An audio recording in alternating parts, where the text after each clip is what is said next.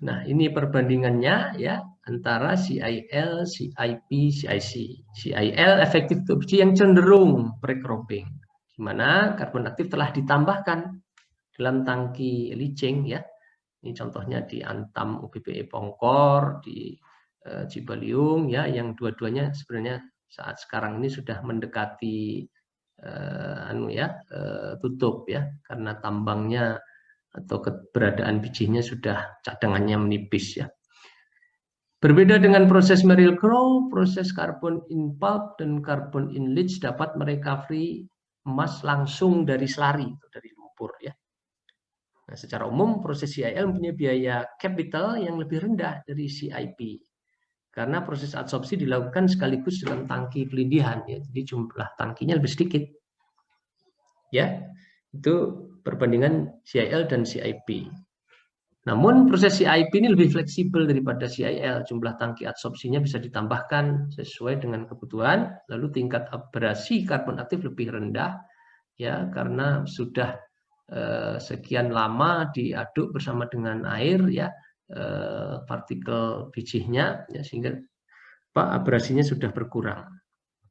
Lalu dengan demikian kemungkinan kehilangan emas akibat partikel karbon itu yang hancur menjadi lebih kecil ya. Ukuran tangki untuk absorpsi ya, untuk proses carbon in pulp itu 1/4 hingga 1/10 dari tangki leaching ya. Jadi ukurannya lebih kecil. Itu CIP. Kemudian CIC, carbon in column, dilakukan untuk merecovery emas dan perak dari larutan hasil heap leach ya. Yang setelah melewati leach pad, melewati media filtrasi di bagian bawah leach pad, sudah berupa solution ya, berupa larutan bening. Kadang-kadang bisa digunakan untuk mengambil kembali emas yang terbawa dalam tailing cair ya, karena retention time-nya belum terpenuhi, bisa di pabrik CIL juga ya. Nanti di dalam perjalanannya masih ada yang larut emas itu ya, sehingga di dalam cairan tailing itu ada emas terlarutnya.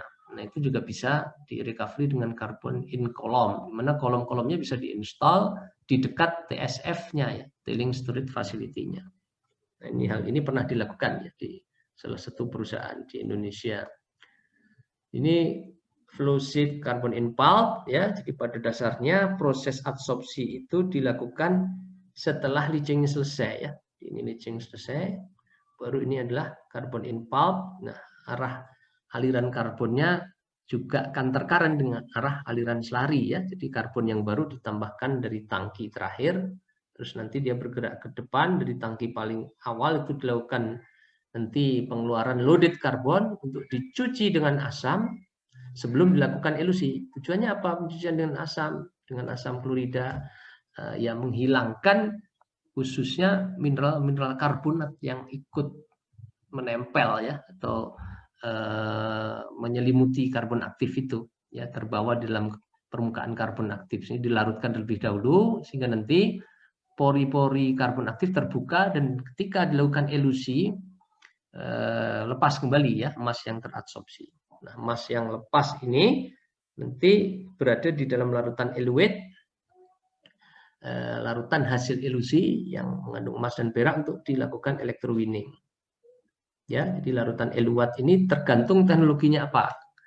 Apakah AARL atau Zadra ya, ada dua itu. Kalau AARL, larutan eluate ini ditampung dulu dalam tangki. Ya, baru nanti disirkulasikan ke dalam sel electrowinning untuk nanti dilakukan elektrolisis emas dan perak sampai konsentrasi emas dan peraknya sudah lebih rendah dari level tertentu. Kalau proses satu lagi Zadra itu pada batch yang sama dengan electrowinning ya, jadi elusi langsung nanti ya, tidak ditampung dulu. Nah, produk electrowinning nanti cake ya atau sludge untuk dilakukan pengeringan, lalu dilakukan peleburan ya untuk menghasilkan dorbulion. Ya, ini kalau dibandingkan antara CIP, CIL terhadap Merrill-Crowe, ya Merrill-Crowe membutuhkan biaya investasi yang lebih tinggi secara umum ya, karena alatnya kan lebih banyak, itu ada thickener, ada clarifier, ada filter ya. Lalu pada CIP, CIL pemisahan solid liquid dilakukan dengan metode screening yang lebih murah ya, melalui interstage screen itu.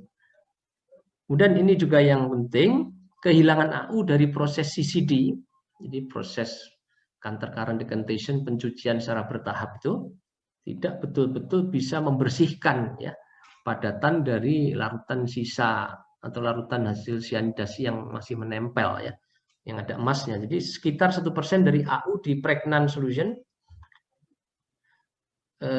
itu masih tersisa di situ ya, karena filtering dan settling tidak baik. Untuk CIP dan CIL itu kehilangannya lebih bagus ya, artinya yang apa namanya tidak terbawa oleh karbon aktif itu rendah ya. Kemudian saya lanjutkan dengan proses elusi. Sebelum dilakukan elusi, dilakukan pencucian karbon aktif dengan larutan asam. Tadi ya sudah dijelaskan, menghilangkan endapan atau scale seperti karbonat pada pori-pori karbon, sehingga pori-pori karbon terbuka kembali dan lebih mudah nanti dilepaskan emas dan perak yang teradsorpsi. Kemudian juga dapat menghilangkan base metal yang ikut teradsorpsi, terutama tembaga ya, sebelum dilakukan proses elusi.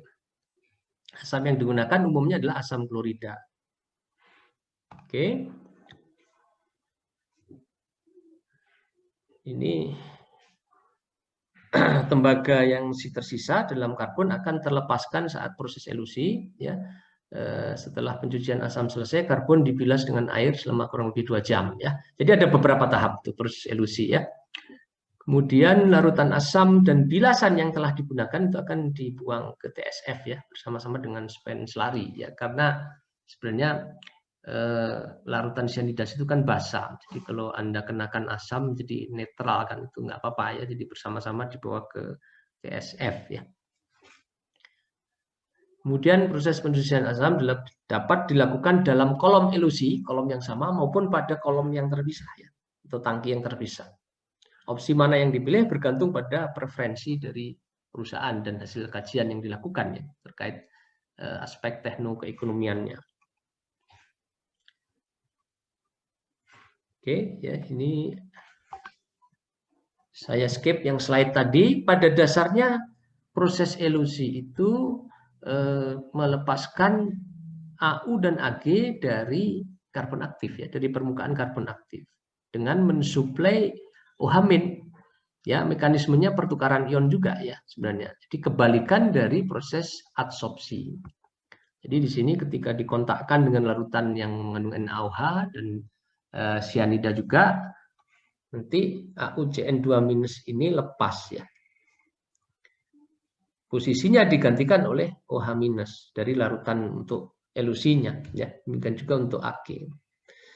Proses elusi dilakukan pada suhu 90 sampai 120 derajat Celcius ya, dengan cara memumpahkan larutan eluan melalui kolom elusi yang berisi tumpukan loaded karbon.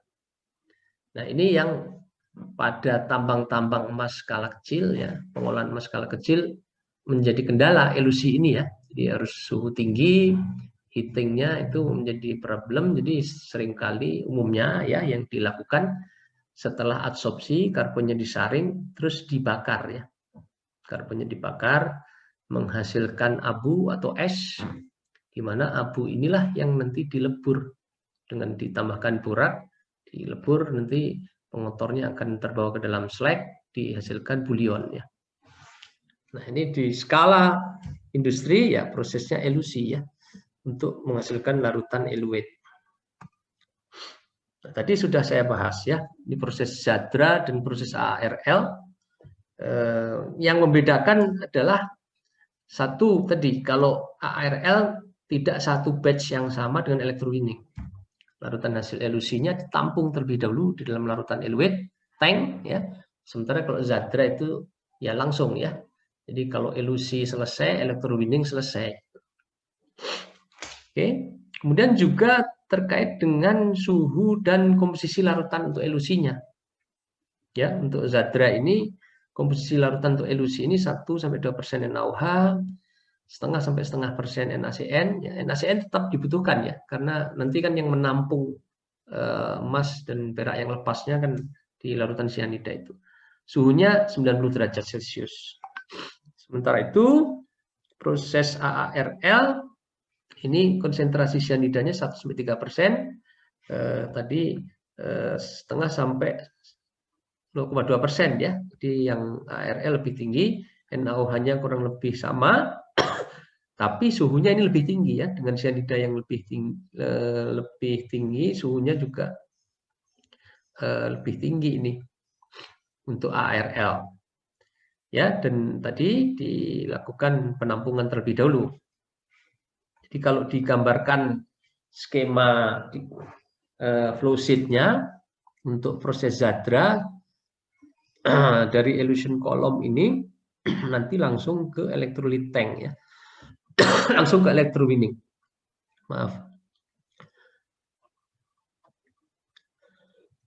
Nah, jadi nanti setelah melewati sel electrowinning dipompakan lagi untuk elusi ya. Nah, ini dilewatkan heat exchanger untuk pemanasan ya. Karena suhunya tadi kan 90 derajat ya. Jadi ini feed dari elution column-nya adalah loaded carbon dari atas, nah larutan untuk elusinya ini dari bawah.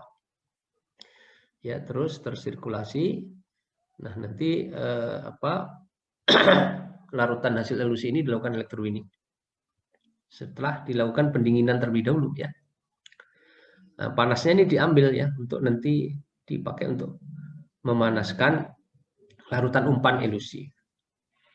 Sementara itu skema untuk AARL sebagai berikut ya. Ada larutan penyimpan hasil elusinya ya, penyimpan larutan hasil elusinya.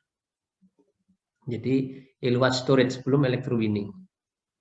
Nah, jadi umpannya loaded carbon ya ke elution column, lalu dari bagian bawah diumpankan larutan NaCN, NaOH ya.